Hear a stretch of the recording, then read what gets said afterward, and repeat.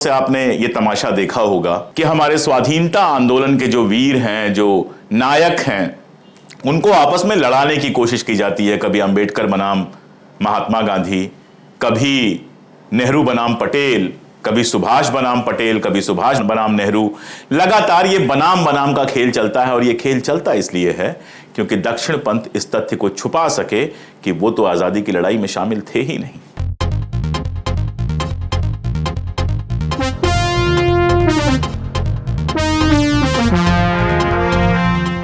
नमस्कार, the credible history के इस खास शो में आपका स्वागत है। आज बात कर रहा हूं मैं दो लोगों की, सुभाष चंद्र बोस और मोहनदास करमचंद गांधी, यानी कि नेताजी और महात्मा जी। लगातार पिछले कई सालों से आपने ये तमाशा देखा होगा कि हमारे स्वाधीनता आंदोलन के जो वीर हैं, जो नायक हैं, उनको आपस में लड़ाने की कोशिश की जाती है। कभी अंबेडकर बनाम महात्मा गांधी, कभी नेहरू बनाम पटेल, कभी सुभाष बनाम पटेल, कभी सुभाष बनाम नेहरू। लगातार ये बनाम का खेल चलता है और ये खेल चलता इसलिए है क्योंकि दक्षिण पंथ इस तथ्य को छुपा सके कि वो तो आजादी की लड़ाई में शामिल थे ही नहीं। दोस्तों, जो लोग भी आजादी की लड़ाई में शामिल थे उनके बीच में मतभेद था। मतभेद किस चीज को लेकर था? ये कोई व्यक्तिगत मतभेद नहीं था, ये कोई सत्ता पाने का मतभेद नहीं था, ये कोई संपत्ति हड़पने का मतभेद नहीं था। ये था आजादी की लड़ाई में आजादी हासिल कैसे की जाए, इस रास्ते का मतभेद। और इसीलिए इस मतभेद के बावजूद आप देखते हैं कि इन लोगों के बीच में एक दूसरे के प्रति अपार स्नेह था। सुभाष बाबू से अगर बात शुरू करें तो सुभाष बाबू ही वो व्यक्ति थे जिन्होंने कस्तूरबा गांधी की मृत्यु पर उनको मदर ऑफ द नेशन यानी राष्ट्र माता कहा था। और थोड़े दिन बाद एक पत्र में महात्मा गांधी को राष्ट्रपिता, फादर ऑफ द नेशन कहा था, जिसके बाद उनको राष्ट्रपिता कहा जाना शुरू हुआ। इस पर लोग कहते हैं कि ये तो हुआ सुभाष बाबू का प्रेम, महात्मा गांधी का प्रेम कहां है? उसके लिए आज मैं महात्मा गांधी के एक भाषण का हिस्सा लेके आया हूं। यह भाषण महत्वपूर्ण इसलिए है क्योंकि ये 23 जनवरी 1948, 23 जनवरी 1948 को दिया गया था। जब आप 23 जनवरी 1948 को याद करेंगे तो तुरंत आपके दिमाग में आएगा कि 3 दिन पहले 20 जनवरी 1948 को महात्मा गांधी के ऊपर बम से हमला हुआ था। उस हमले में वो बच गए थे। 3 दिन बाद का ये भाषण है और इसके ठीक एक हफ्ते बाद उनकी हत्या कर दी गई थी। नथुराम गोडसे ने उनकी हत्या कर दी थी। ये वो दौर भी है, थोड़े दिन पहले जो आजाद हिंद फौज के सिपाही गिरफ्तार होके आए थे, उनके समर्थन में महात्मा गांधी और कांग्रेस ने पूरा एक आंदोलन चलाया था। बाकायदा जवाहरलाल नेहरू जी की अध्यक्षता में एक कमेटी बनी थी, लीगल कमेटी बनी थी, आजाद हिंद फौज डिफेंस कमेटी, जिसने मुकदमा लड़ा था और इस तरह का दबाव बनाया था कि मुकदमा हारने के बाद भी जो आजाद हिंद फौज के युद्धबंदी थे उन सबको रिहा करना पड़ा अंग्रेजी सरकार को। इन सब में बताने की जरूरत नहीं है कि हिंदू महासभा और उस जमाने के जो संगठन थे आरएसएस और हिंदू महासभा, वो कभी भी न तो आजाद हिंद फौज के समर्थन में आए न सुभाष बाबू के समर्थन में कुछ बोलने की हिम्मत की।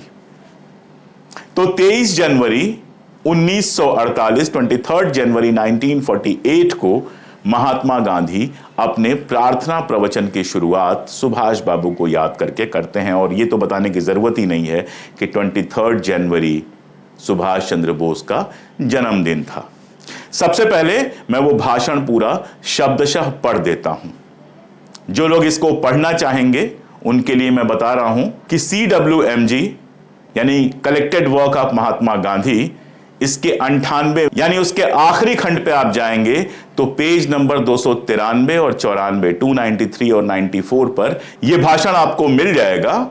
इसको वहां पे अंग्रेजी में मिलेगा, मैं आपको इसको हिंदी में पढ़ देता हूं। हिंदी में अगर आप यह भाषण पढ़ना चाहें तो प्रार्थना प्रवचन का जो खंड 2 है उसमें आपको यह भाषण मिल जाएगा। भाषण की शुरुआत में गांधी जी कहते हैं, आज मुझे बहुत सी बातें कहनी है, मैं जितने लोगों का जवाब दे सकता हूं आज देने का प्रयास करूंगा। आज सुभाष बाबू का जन्मदिन है। मैं आपसे बता चुका हूं कि आमतौर पर मुझे लोगों के जन्मदिन और पुण्यतिथि याद नहीं रहते। किसी ने मुझे सुभाष बाबू का जन्मदिन याद दिलाया। सुभाष बाबू हिंसा के समर्थक थे और मैं अहिंसा का भक्त हूं। लेकिन इससे क्या फर्क पड़ता है? मुझे यह पता है कि सबसे महत्वपूर्ण यह है कि लोगों से उनके सद्गुण सीखने चाहिए। जैसा कि तुलसीदास ने कहा है, तुलसीदास का एक दोहा कोट करते हैं वो, जड़ चेतन गुण दोष में विश्व कीन करतार, सतहंस गुण गरहा पय परिहरि बार विकार। जड़ चेतन गुण दोष में विश्व कीन करतार, यानी कि दोष, गुण, गुण अवगुण, जड़ और चेतन, जो आपके सजीव और निर्जीव हैं, इन सब को मिलाकर करतार प्रभु ने पूरी दुनिया को बनाया। सतहंस गुण गरहाह पय परिहरि बार विकार। जो सत लोग होते हैं, बुद्धिमान लोग होते हैं, वो हंस की तरह पुण्य का दूध ग्रहण कर लेते हैं और बचा हुआ जो अवगुण का पानी है उसको छोड़ देते हैं। ये दोहा उन्होंने कोट किया तुलसीदास से। फिर बापू कहते हैं हमें हंस की तरह बनना चाहिए और गुण रूपी दूध का सेवन करना चाहिए। आदमी में गुण भी हैं और अवगुण भी। हमें उनके गुणों का अनुकरण करना चाहिए और कमियों को भूल जाना चाहिए।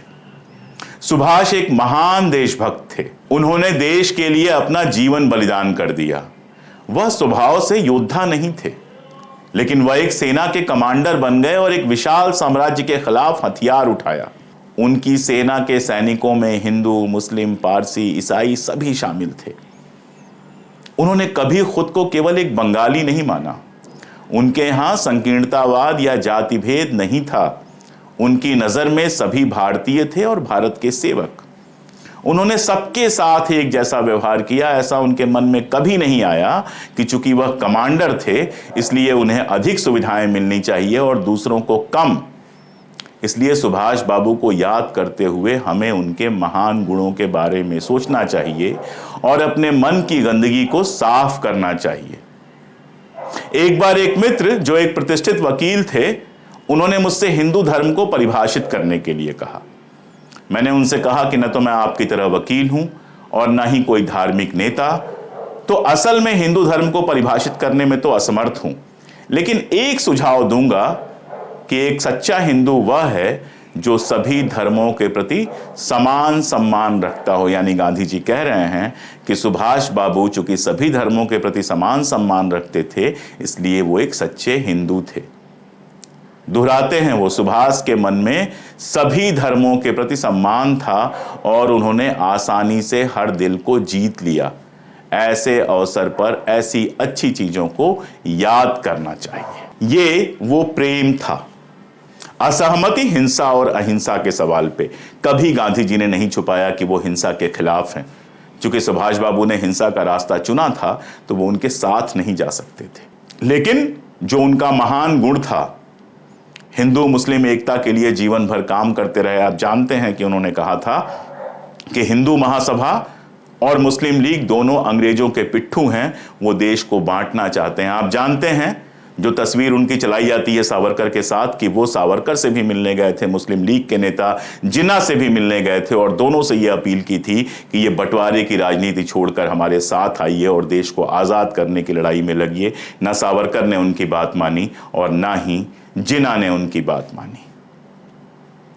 वो जानते थे कि देश की आज़ादी की लड़ाई कौन लड़ रहा है। इसीलिए जब उन्होंने आज़ाद हिंद फौज बनाई, जिसकी विचारधारा से गांधी सहमत नहीं थे, गांधी की अहिंसा की विचारधारा से सुभाष सहमत नहीं थे, लेकिन आज़ाद हिंद फौज जब उन्होंने बनाई तो जो उसकी ब्रिगेड थी, एक ब्रिगेड का नाम नेहरू जी के नाम पर नेहरू ब्रिगेड रखा, दूसरी ब्रिगेड का नाम गांधी जी के नाम पर गांधी ब्रिगेड रखा।